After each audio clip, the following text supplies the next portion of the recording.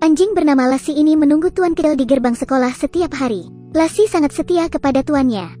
Ini adalah pemilik Lassie, Yo. Saat ini dia dihukum oleh gurunya. Sepulang sekolah, ketika Lassie memandang Yo, dia tahu Yo pasti dipukuli oleh guru itu lagi. Kemudian dia menjilat tangan Yo untuk menghiburnya. Dalam perjalanan mereka bertemu banyak orang berkumpul.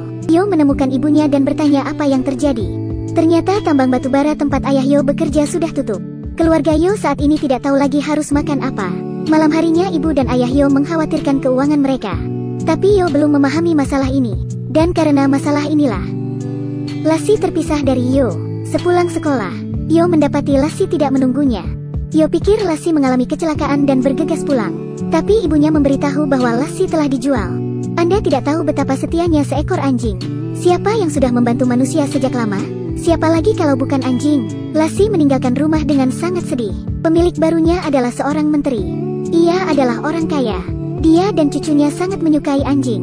Ketika menteri melihat Lassie menolak untuk makan, ia memanggil kepala pelayan. Ia meminta pelayan untuk mencari solusi. Tapi kepala pelayan ini sangat membenci anjing. Dia mengucapkan beberapa kata kejam kepada Lassie dan pergi. Lassie ingin melarikan diri dari sini. Karena sudah waktunya Yo pulang sekolah. Lassie pun menggali lubang. Dan ia bisa keluar. Lassie pun segera berlari menuju sekolah. Yo terkejut ketika dia melihat Lassie sepulang sekolah. Tapi ternyata kepala pelayan itu membawanya kembali. Lassie pun dibawa pergi. Kepala pelayan menyuruh Yo untuk tidak menyentuh Lassie lagi. Di perjalanan kembali, kepala pelayan terhadang oleh sekelompok domba. Lassie lalu berlari pulang lagi. Ayah dan Yo kemudian mengantarkan Lassie ke rumah menteri. Yo memberitahu Lassie agar tidak lari pulang lagi. Yo akan membenci Lassie jika Lassie pulang lagi. Lassie harus tinggal di sini dan patuh. Yo meminta Lassie untuk makan dengan baik. Lalu Yo pergi dengan perasaan sedih. Kepala pelayan pun menutup kandang dengan kayu. Ia juga memberitahu kalau akan membawa Lassie ke Skotlandia. Lassie lalu melihat ke atas kandang.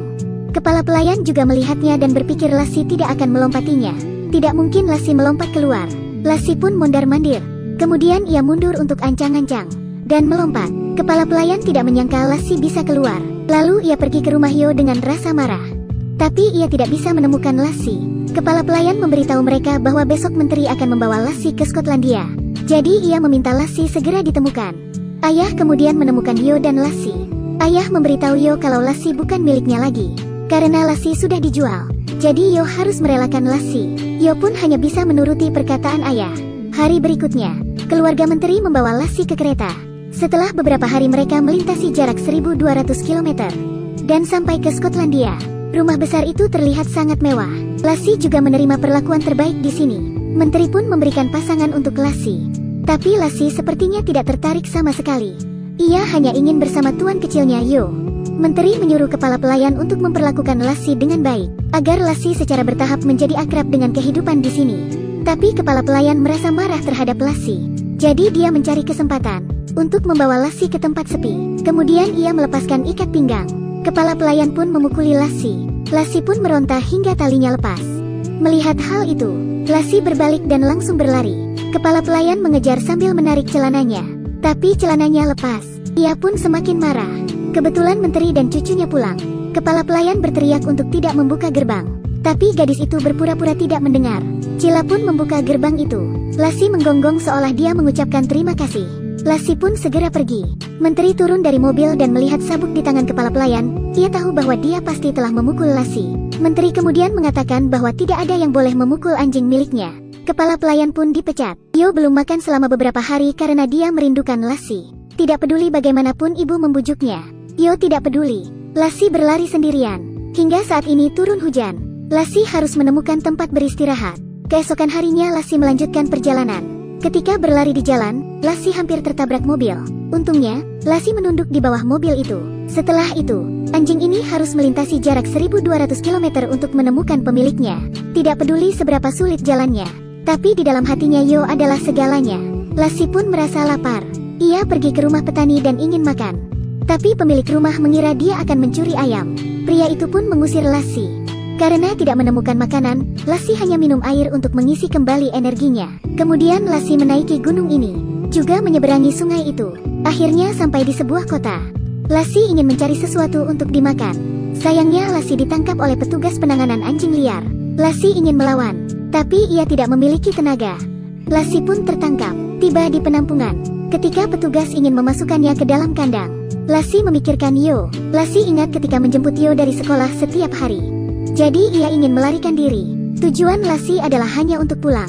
Petugas juga hanya ingin menjalankan tugas. Lassie cerdas. Lassie menyelinap di bawah kaki petugas.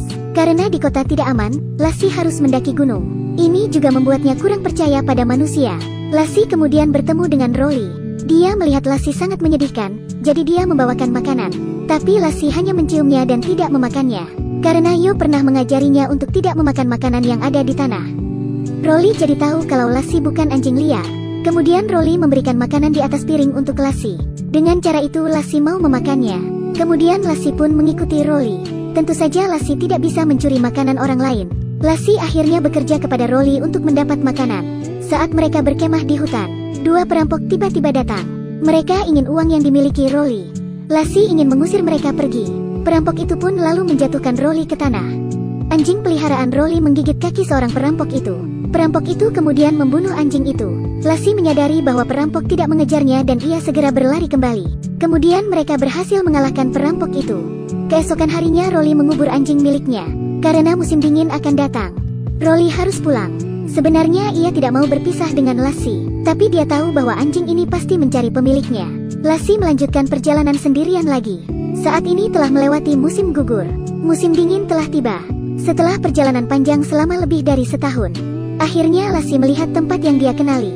Ini adalah rumah Yo. Saat ini ia tidak bisa berjalan lagi. Karena ini Natal, semua orang ada di gereja. Namun, anak anjing ini melihatnya. Anak anjing itu pergi ke gereja untuk menemukan tuan kecilnya, Yo. Anak anjing itu meraih kerah Yo untuk mengajaknya. Yo pun segera mengikuti. Yo terkejut saat melihat Lassie. Orang tua Yo pun segera menyusul. Ini luar biasa. Tidak ada yang akan percaya bahwa anjing ini kembali dari jarak 1200 km. Semua orang di kota merasa terkejut. Ayah membawanya ke dokter. Kata dokter setelah pemeriksaan, masih ada detak jantung, tapi sangat lemah. Kemauan hewan untuk bertahan hidup tidak sekuat manusia. Lassie berhasil menempuh perjalanan pulang. Dan Lassie memenuhi keinginannya. Ini sudah merupakan keajaiban. Tidak bisa dijamin Lassie akan bertahan. Mereka pun hanya bisa berdoa. Hari berikutnya, kepala pelayan yang dipecat oleh menteri kembali lagi. Dia membawa polisi dan mengatakan anjing itu bukan milik mereka. Anjing itu dibeli oleh menteri dengan uang. Kebetulan menteri juga kembali dari Skotlandia untuk Natal. Polisi lalu membawa anjing itu ke kediaman menteri, agar sang menteri mengenalinya. Saat menteri melihat Lassie, ia pun tersentuh. Dia melihat lebih dekat. Kemudian menteri mengatakan itu bukan anjingnya. Saat ini mantan kepala pelayan masih terus bertahan. Dia ingin mendapatkan kembali pekerjaannya yang dulu, tapi menteri telah melihat karakternya. Menteri pun memanggil anjingnya untuk mengusir mantan kepala pelayan. Setelah beberapa hari, tubuh Lassie berangsur-angsur pulih. Menteri pun menemui mereka. Menteri membutuhkan kepala pelayan baru. Saya tidak tahu apakah ayah Yo bersedia membantu. Jika mau, ia bisa membawa keluarga dan anjingnya.